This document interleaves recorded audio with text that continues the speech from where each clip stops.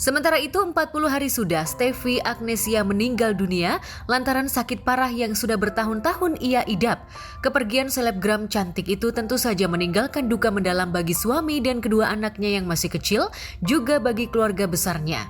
Sepeninggal orang tercinta, Anggi masih terus rutin ziarah ke makam mendiang istrinya, mengajak serta dua anaknya.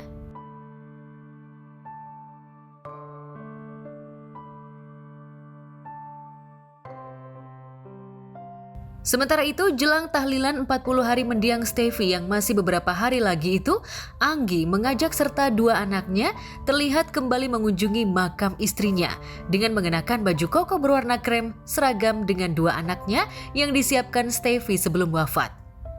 Momen tersebut Anggi unggah di Instagram pribadinya. Jadi nanti kalau di sini ada geruduk, mami kehujanan gimana? Enggak dong, kan mami udah di surga. Nggak kehujanan. Mami sebelum mami meninggal mami udah beliin. Jadi nggak tahu. Ada nyamuk di sini di kuburan mami. Pergi. Ini mamanya kita. Yang sangat cantik. Emang mami sudah tua belum? Tapi ini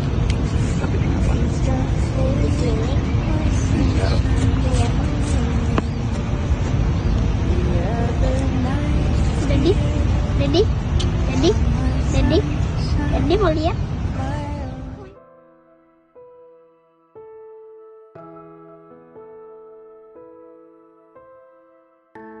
Soal baju koko yang dikenakan mereka saat ziarah ke makam Stefy punya cerita sendiri. Ternyata baju yang Anggi dan sang buah hati kenakan saat ke makam itu sudah disiapkan Stefy sebelum wafat. Momen tersebut diunggah Anggi di Instagram pribadinya.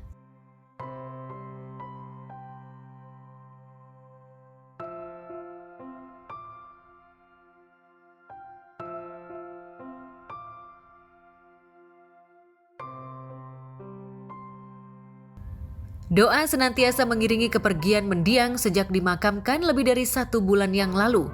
Warganet turut bersimpati pada Anggi yang sudah mendampingi mendiang semasa sakit hingga menghembuskan nafas terakhirnya.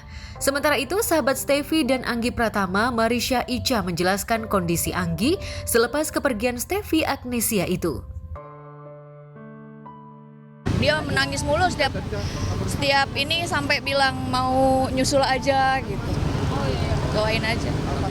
Ya, alhamdulillah dia sama saya kan deket sama teman-teman semua, sama abang-abang saya. Jadi setiap dia mau melakukan apa, kira-kira menurut lo gimana gitu. Ya nggak apa-apa, selagi baik-baik aja semuanya. Sampai sekarang masih merasa kehilangan ya? Pasti. Setiap ketemu pasti matanya merah banget.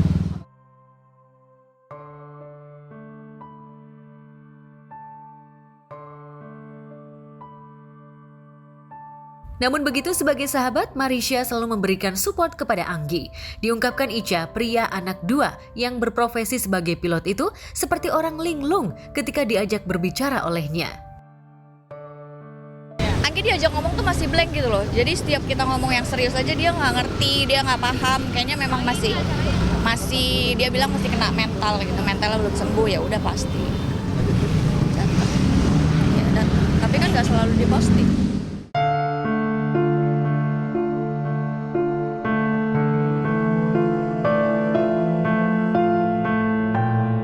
Sementara itu, kabar duka datang dari dunia sastra tanah air. Penyair Filipus Joko Pinurbo atau yang akrab disapa Jokpin meninggal dunia pada Sabtu kemarin di Rumah Sakit Panti Rapih, Yogyakarta. Nggak tahu ya, saya kalau istilah orang Jawa ya laku prihatinnya itu mungkin.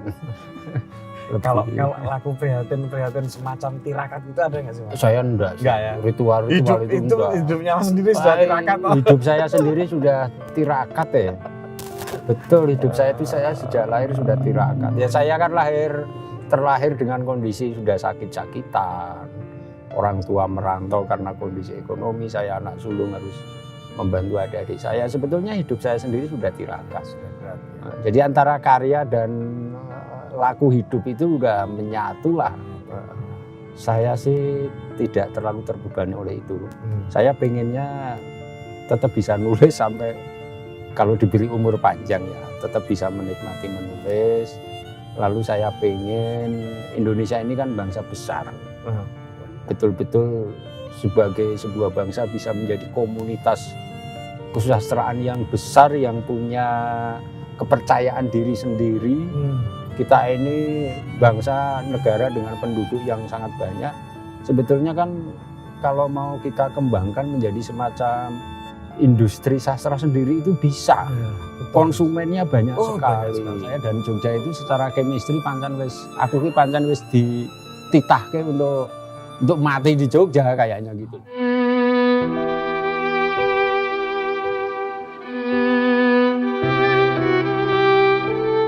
Djoko wafat dalam usia 61 tahun, meninggalkan berbagai kenangan dan peninggalan karya sastra yang sungguh melekat pada masyarakat Indonesia, termasuk puisinya.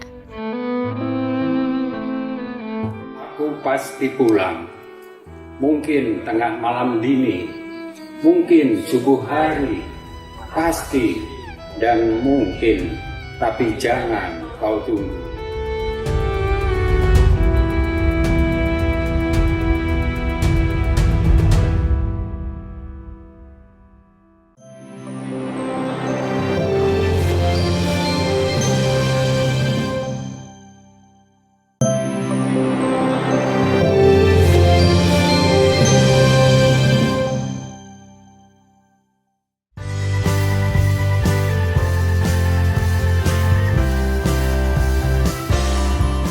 Pemirsa, pesta terasa meriah ketika ada waktu berbagi keceriaan. Setidaknya itu yang terjadi di sebuah pesta yang viral belum lama ini. Perhatikan saja di tengah keriuhan pesta, seorang perempuan tertatih membawa beberapa karung besar menuju panggung.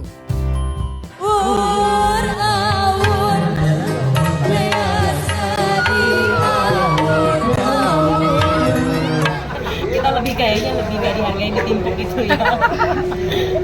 Daripada pajak mungkin kalau misalkan yang dilempar ke kita mungkin sifatnya dolar, yang standby. Lebih ke tergantung apa yang dibayar ya. Bener, canda.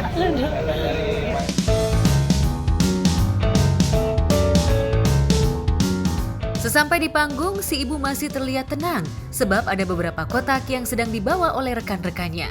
Tak lama setelah itu, para tamu undangan histeris menyerbu sambil membawa hasil jarahan mereka. Sementara ibu yang ada di panggung terlihat lebih bersemangat membuang sawerannya.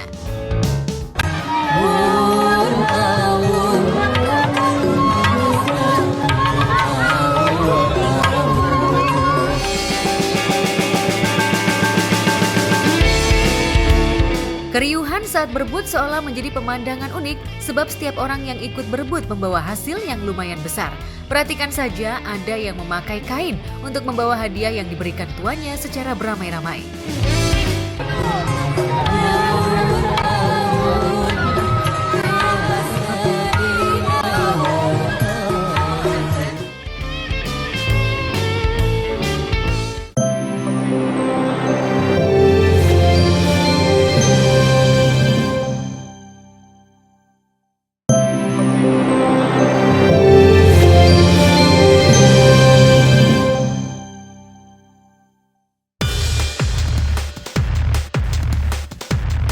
Pemirsa, viral video keributan antara seorang ibu-ibu dengan sejumlah petugas Dinas Perhubungan Makassar menjadi tontonan warga dan menjadi perbincangan warganet. Menurut informasi, wanita yang mengenakan baju merah dengan kerudung warna krem tersebut mengamuk dan terjadi perang mulut dengan petugas lantaran tidak terima ban mobilnya hendak digembok karena parkir di bahu jalan.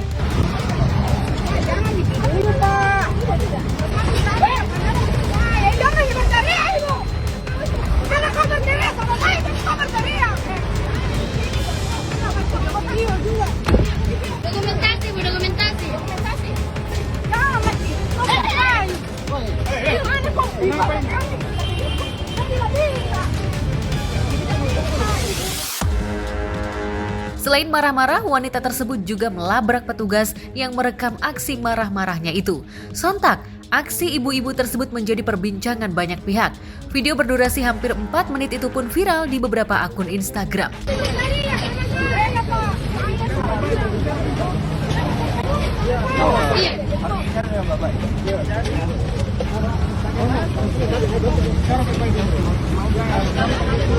Masih di dalam dulu, Bu. Masih di dalam nih. Kita butuh kalau bicara jangan bertanya sama saya.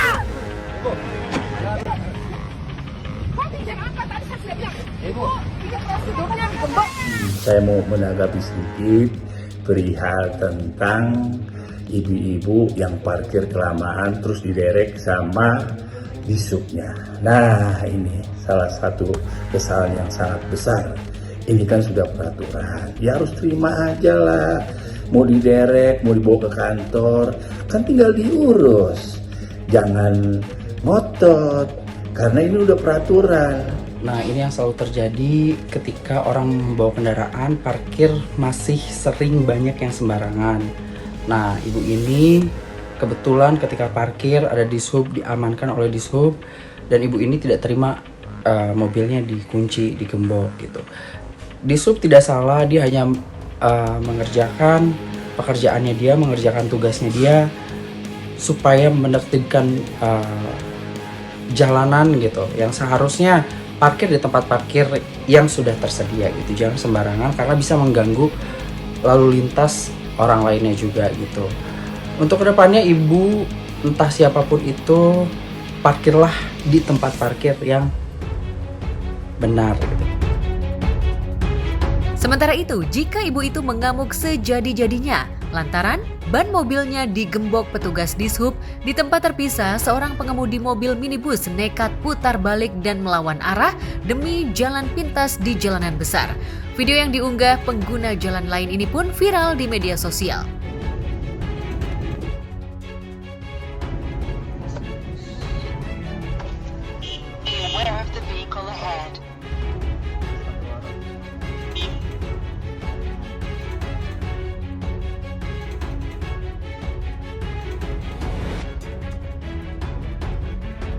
Satu arah, mundur.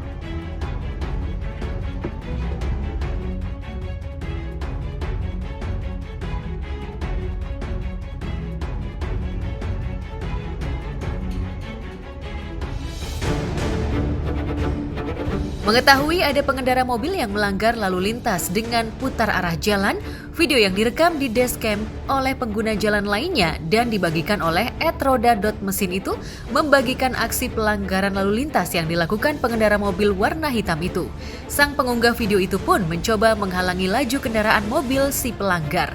Tak hanya itu, si pengunggah video itu juga turun dari mobilnya dan langsung menghalau mobil si pelanggar tadi.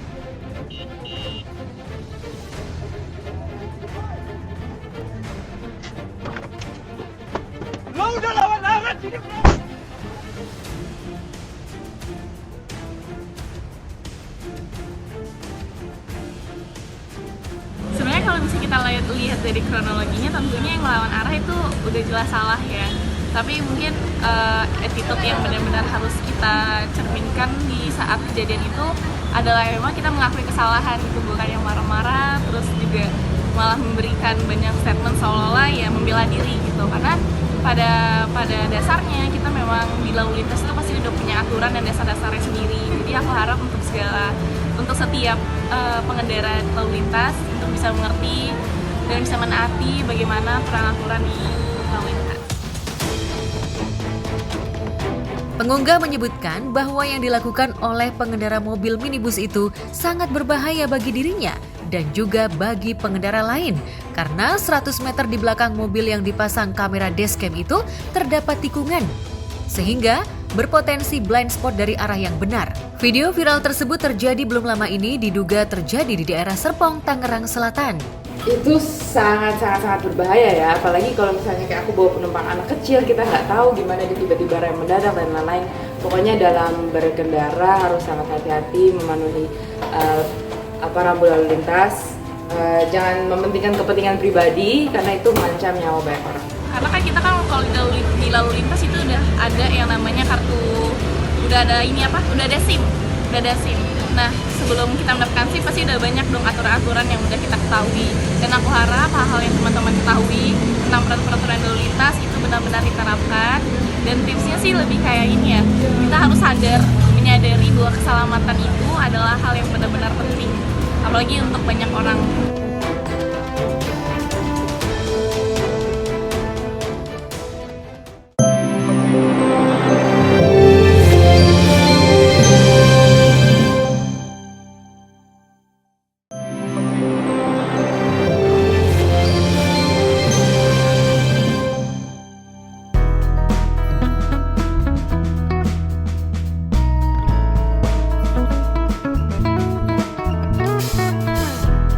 Rasa bangga dan haru tampak dirasa oleh Ussy Sulistiawati lantaran ia berhasil finish di London Marathon beberapa waktu lalu. Tak tanggung-tanggung meski baru pertama kali mengikuti ajang lari di tanah Ratu Elizabeth itu, namun istri dari Andika Pratama itu mampu menyelesaikan larinya sepanjang 43 km sampai ke garis finish.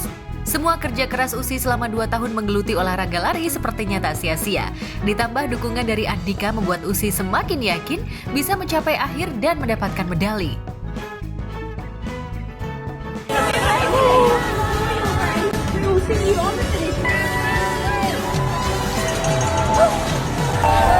Dikit lagi, Kutlang! Masih bisa ya Allah. Allah Akbar. Masih bisa. Allah Akbar. Allah Akbar. Masya Allah. Aku bisa ya Allah. Thank you. Jauh-jauh ke London mau beli ini. Mau beli ini. Dibeli pakai keringat, dibeli pakai latihan, dibeli pakai. Oh ini yang bikin. Kalau misalnya aku bangun pagi kamu udah nggak ada, aku pulang kerja kamu udah tidur. Oh ini.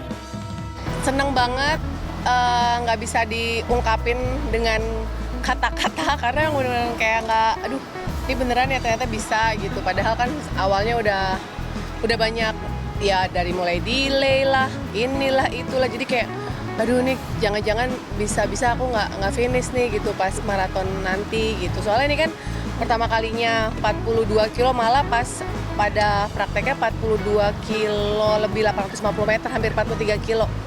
Kayaknya kalau dipikirin kayak nggak sanggup, tapi ternyata alhamdulillah sanggup. Saya aja nggak expect dia bakal bisa finish dengan catatan waktu yang baik ya, karena ekspektasinya emang awalnya ya udah yang penting kamu finish aja.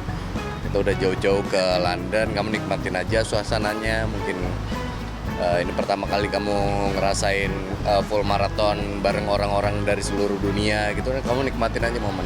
Mungkin waktunya sekitar ya di sekitaran 5 jam sekian gitu, makanya saya pindah-pindah itu nggak terlalu berhitung gitu untuk bisa nguber dia sampai garis finish. Ternyata dia udah finish, saya belum nyampe di garis finish kan.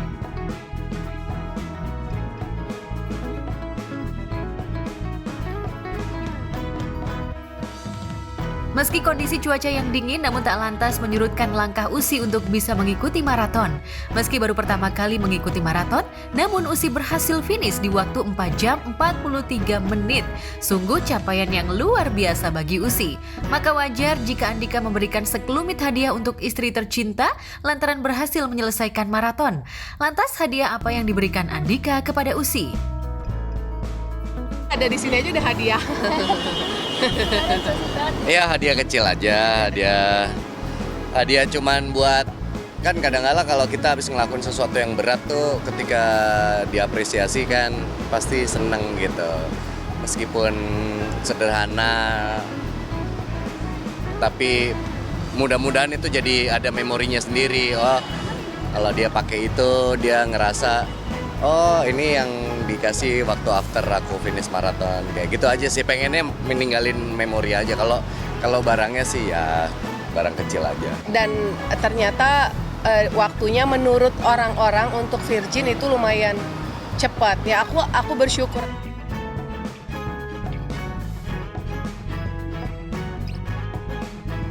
Beruntung saat lari hingga selesai, Ussy tak sedikit pun mengalami cedera. Bahkan ia nagih untuk kembali bisa maraton dan mengumpulkan beberapa medali lagi. Support dari Andika membuat Usi semakin semangat untuk bisa menaklukkan games-game selanjutnya. Bahkan sebelum maraton, Andika selalu menemani Usi, dari mulai mendapatkan nomor serta respect hingga belanja keperluan untuk maraton.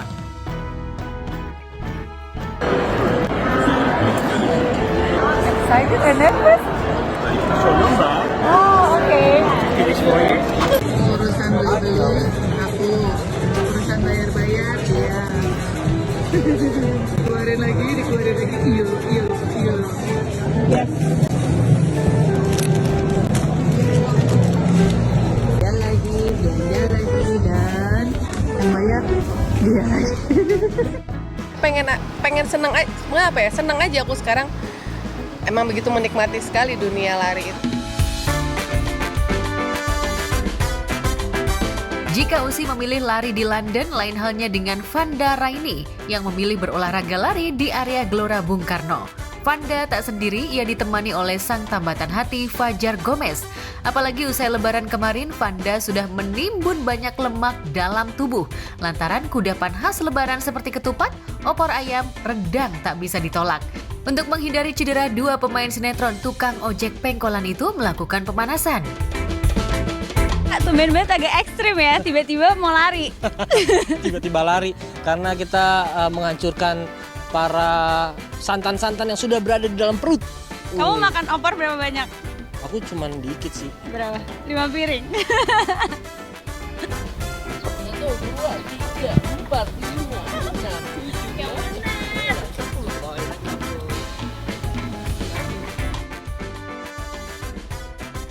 Setelah dirasa cukup, dua pasangan yang tengah dimabuk asmara itu pun akhirnya mulai berlari mengitari area GBK. Jika kebanyakan selebriti memilih keluar negeri untuk mengikuti ajang maraton, Vanda dan Fajar memilih lari romantis. Orang-orang pada rame banget, ternyata banyak banget yang olahraga, jadi kita makin semangat nih larinya ya. Wah, parah, udah pengen lari banget udah ini. Ayo cepet. Rencana kita sih selusin aja lah. kamu aja kalian terusin. Aku sih 1 aja lah cukup kayaknya. Jangan dong, namanya olahraga itu kita harus fokus, 2 lah. Ya udah 2.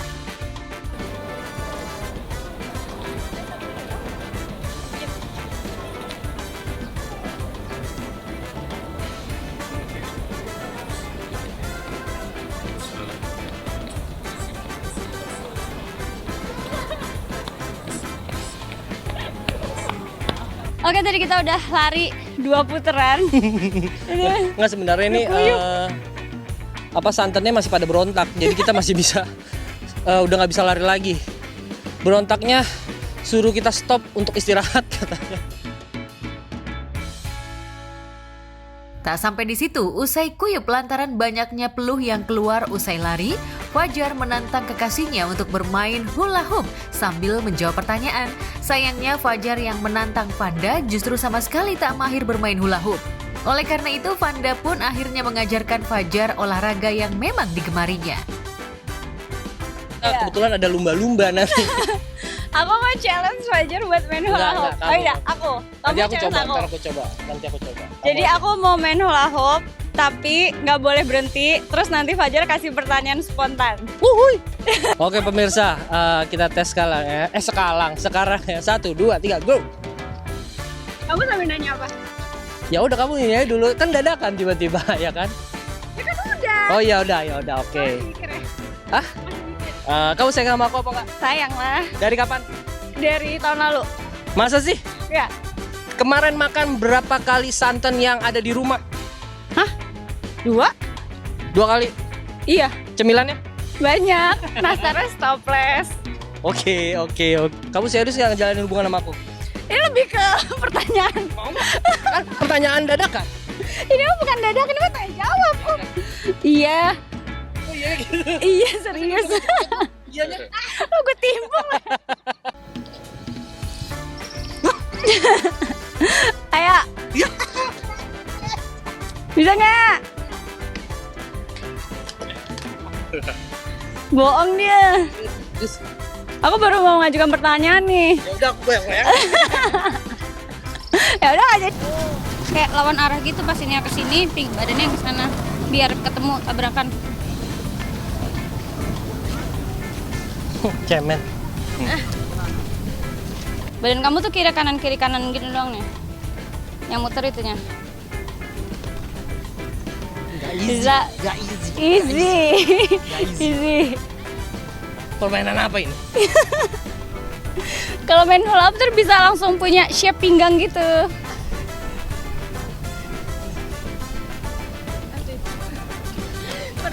Hula hoop ini permainan yang terlihatnya gampang ternyata susah. Buat yang nggak bisa kayak gue ya. Tapi main hula hoop itu tuh bisa membakar sama dengan kalorinya tuh kayak orang lari 1 jam, mainnya tuh cuma 10 menit gitu. Makanya orang yang main ini tuh cepet langsing gitu. Gitu ya? Berarti aku harus main hula hoop? Iya, lah kan kamu udah bagus badannya. Enggak, ini masih di atas pinggang.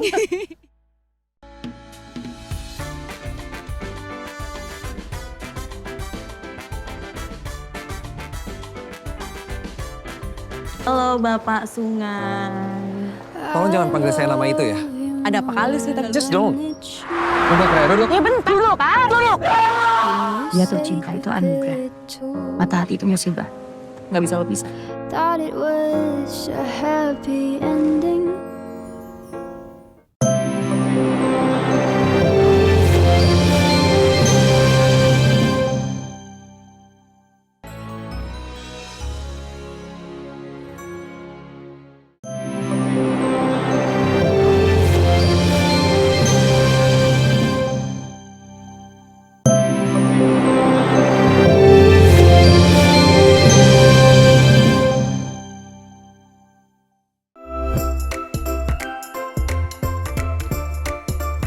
Jika Raffi Ahmad dan istrinya Nagita Slavina, begitu juga Rafathar Malik Ahmad tampak menikmati perjalanan liburan ke benua biru Eropa hingga menyaksikan klub bola kesayangan di negeri Ratu Elizabeth Manchester City, tapi rupanya tidak bagi si bungsu Rayanza Malik Ahmad alias Cipung yang belum melek kecintaannya pada klub bola, apalagi membedakan kekhasan destinasi benua.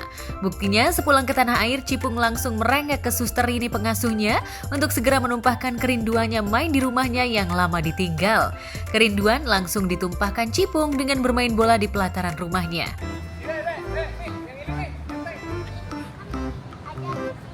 Ya aja tendang. Aja kiper, aja tendang aja. Kan di situ ada di sini. Oh, oke. Ini di situ siapa? Oh, aja kiper. Ada kiper. Iya. Udah lihat dulu. Jawab. Jawab. Hai. Kan di sini apa kan itu kan ini ada tiara ini ada. Oh iya. Jadi di sini siapa? Om Oli atau siapa? Aja kiper ya. Oli. Ada di mana aja? Sini. Tangkap ya. Aja kiper. Dek, tangkap dek. Ya, 1, 2. Bukan. Gimana sih? Bukan di situ. Terus? Oh gitu, nanti jaga di situ. Jaga di situ. Oh, jaga di sini. Kan nanti.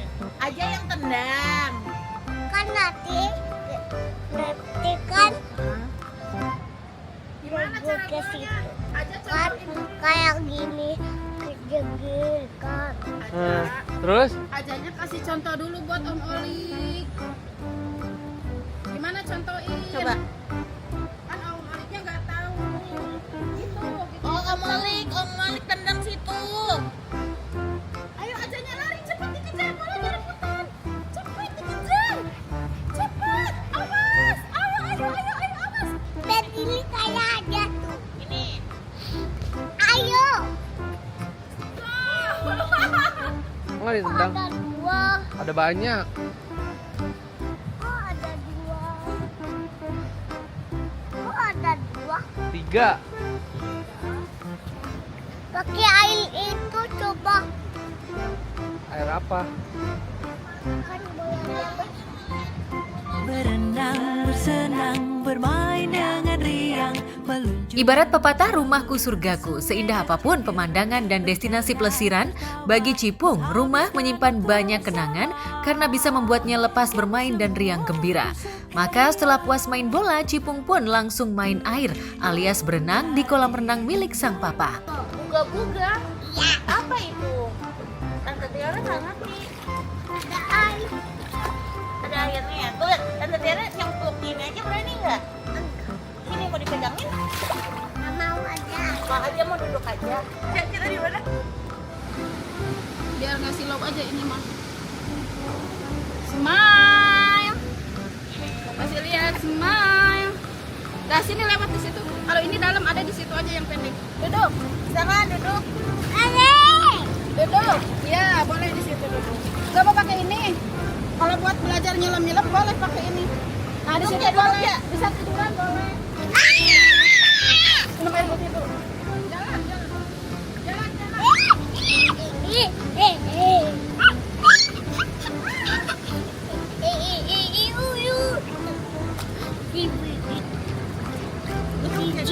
Duduk dong, kakinya lurusin.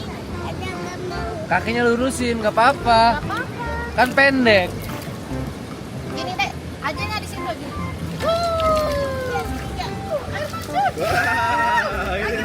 Lagi.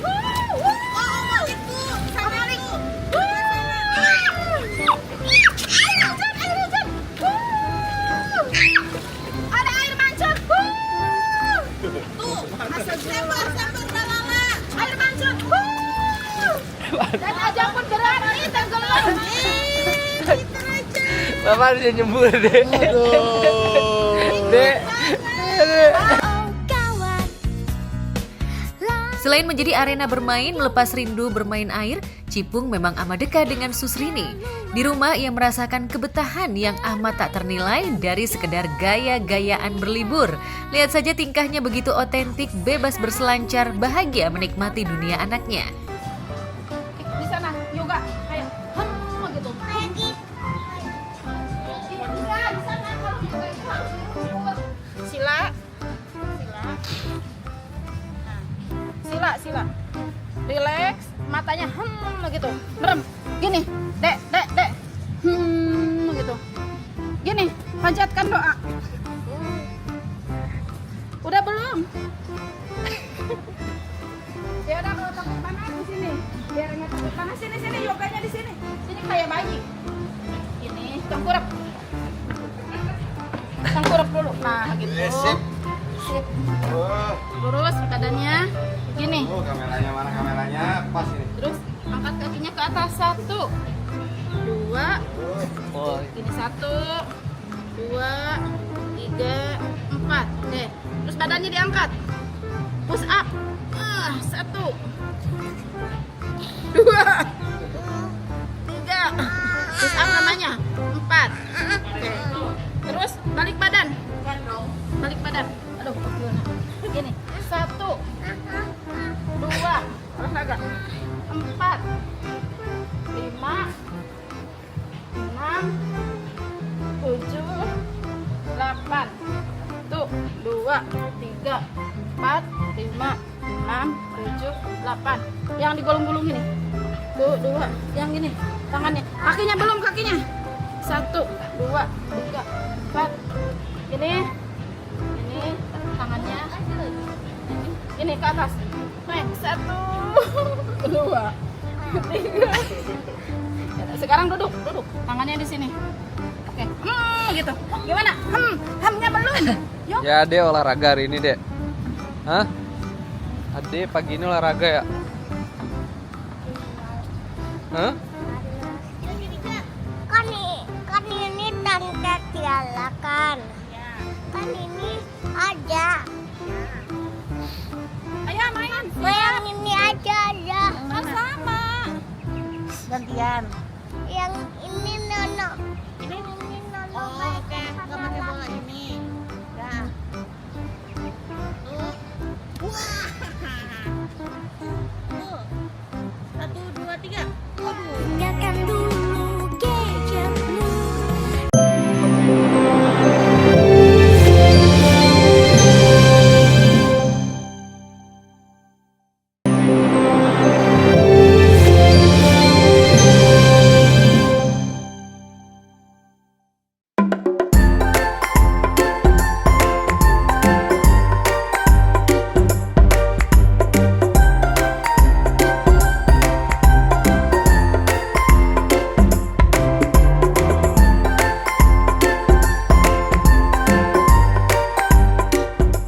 Bukan hanya cipung, pepatah di rumah lebih betah bagi anak juga dirasakan putri pertama pasangan Atta Halilintar dan Aurel Hermansyah, yakni Aminah Hananur Atta.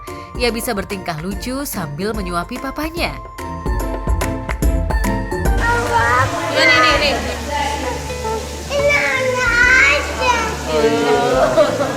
Wih, pinter banget. Nah, udah bisa makan sendiri. Iya dong, udah bisa dong. Apa nuda? Tuh, Papa udah makan ya. Sudah lupa, Allahumma barik lana gimana rezekana. Amin. Nah, makannya pakai apa di atas? Oh, dilapin.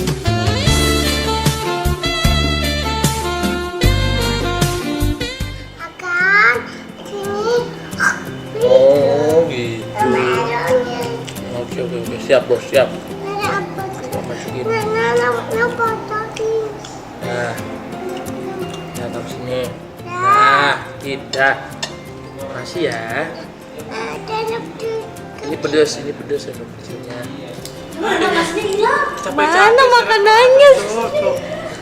Ya. Dia ngambil sendiri dia. Telepon. Oh, no. Ngapain? Telepon siapa tuh?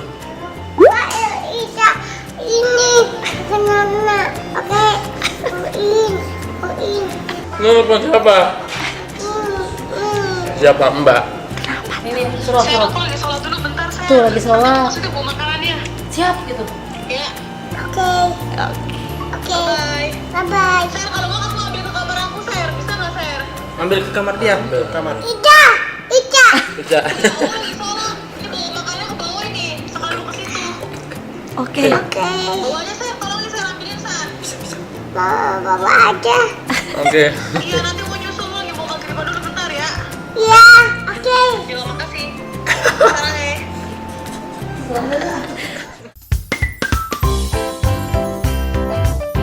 Selain menyuapi, Aminah rupanya tahu cara memijit. Kepiawaiannya juga Aminah ekspresikan bahkan di depan karyawan papanya hingga bikin ngiri. Pijitin dulu ya, biar nggak capek ya.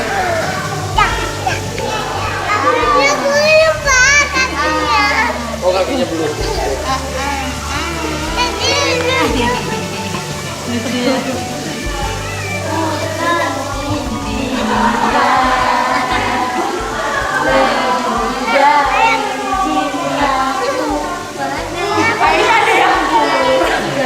Pijitin ya.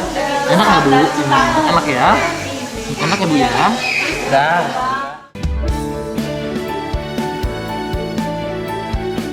Orang dewasa boleh punya kuasa, tapi anak-anak sejatinya dibebaskan pula menentukan nasib. Asal terarah dan positif, mengapa tidak?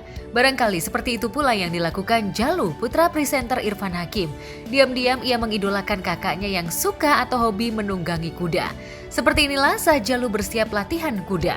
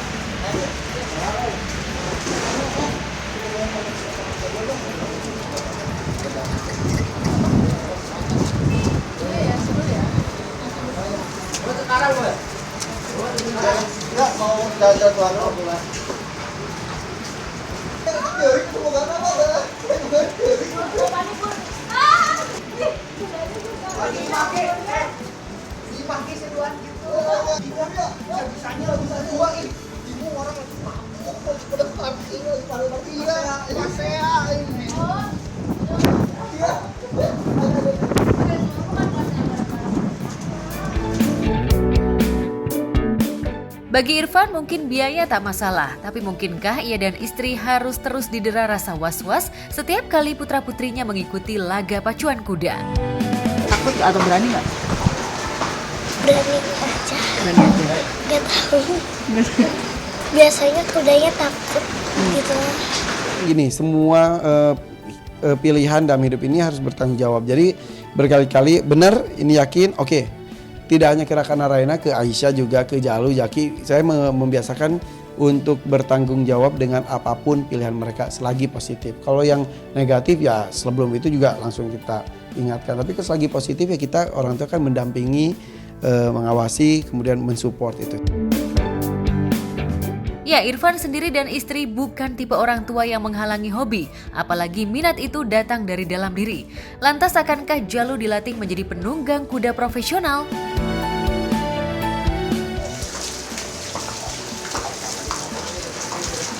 Gitu, siram dari samping aja, Jalu dia dari belakang ya. Oke.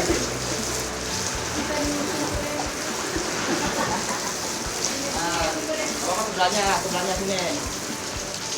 Nah, gitu. Iya, masalahnya gitu. Udah, gitu. Itunya, jalan lu. Iya. Dia kotor-kotornya ada pasirnya. Masih ada pasir.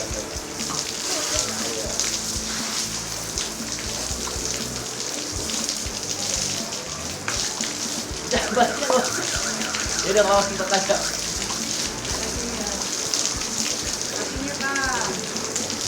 Oh, dan bakal. Mau kepalanya sini. Kepalanya sini, Bu. Kepalanya sini. Gini, tunggu dulu, pakai ini dulu. Ya, gitu, udah gitu aja. Nah, ya. Mau maju lagi, mau ke kepalanya. Oh, jangan kena telinga. Ya, jangan pakai kupingnya ya. Nah, itu aja.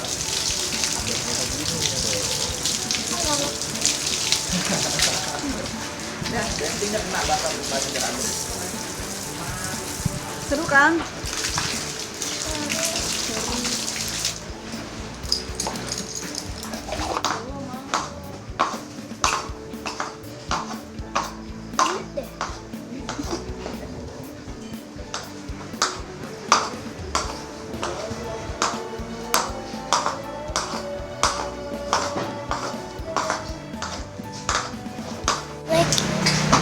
Udah iya, udah kesayangan. Tidak hanya ini saja, apapun keputusan dari anak selama positif kita harus mensupport selagi kita mampu.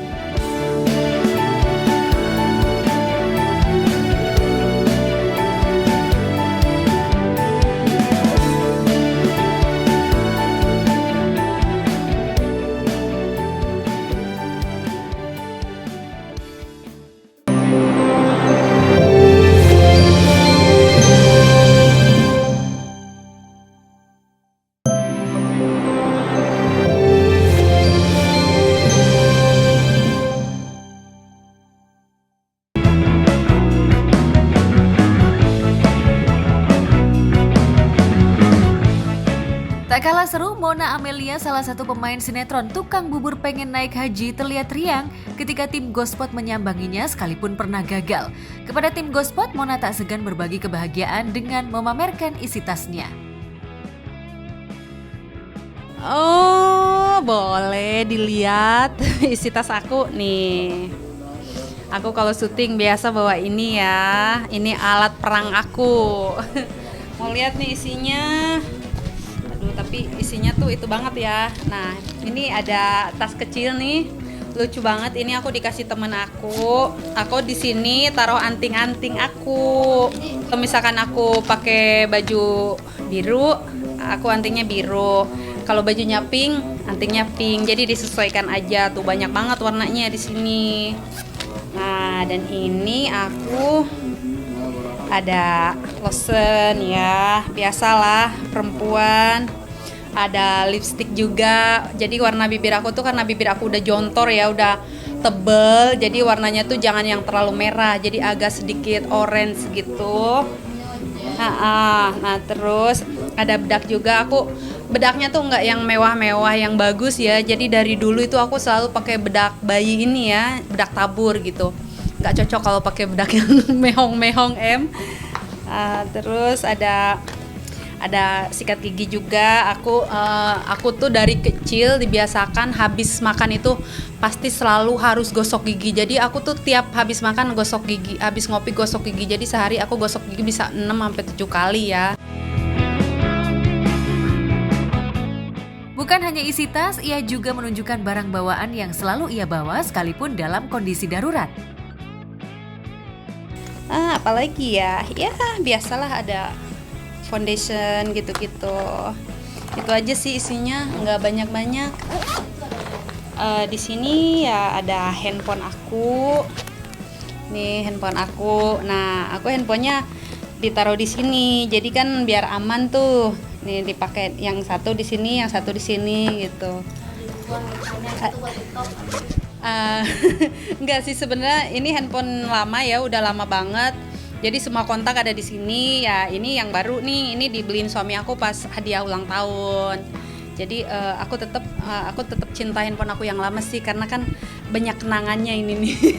Ya cuman 120 kalau nggak salah, udah lama juga belinya. Aduh jam tangan kurang tahu ya. Suamiku yang beli kayaknya tigaan lah ya.